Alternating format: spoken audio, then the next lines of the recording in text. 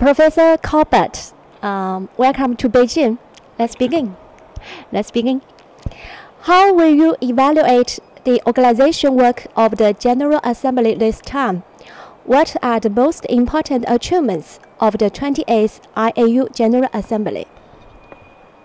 The first thing to say is that the organization here has been truly outstanding. We have had wonderful cooperation from our Chinese hosts, from the highest level to the many volunteers that you find around this enormous and really rather inhibiting conference center. So I would say that this has been an outstanding success from the point of view of the organization and the level of support that we have received from our hosts at the NAOC. So this has been a great credit to them, and it's the result of probably more than 6 years of very careful planning. Because as you know, a General Assembly is first proposed 6 years before it happens. And the work in the last 6 months to a year has been intensive, and we now see the results in the enormous success of this General Assembly. You only have to walk around, see what is happening, and talk to the astronomers to know how well it has been done. We, the Beijing Science Video Network, reported the astronomy development in Thailand, and this report has come into public notice.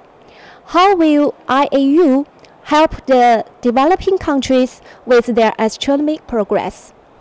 The IAU has had programs aimed at helping developing countries for many years now. We have an international school for young astronomers, which is held every year, and it's held normally in a developing country, and the astronomers from the developing countries are very strongly encouraged to attend this. We also have Teaching Astronomy for Development program, and we have various other programs that have been running for some time and which we think are very successful indeed.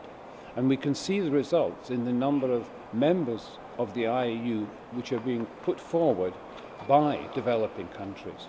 And in fact, we've recently had developing countries such as Vietnam becoming members of the IAU.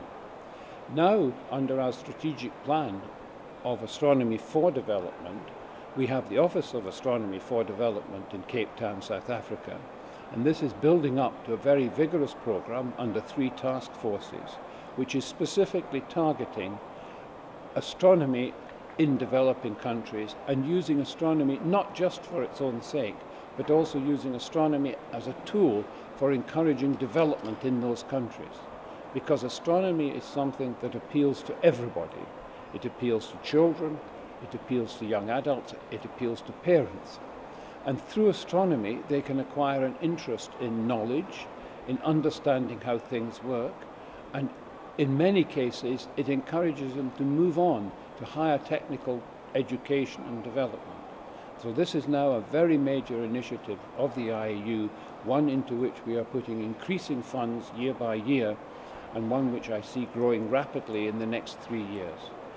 Astronomy in developing country is a very important strategic objective for us, and it's something in which I think we are making considerable progress, but there is much more to be done.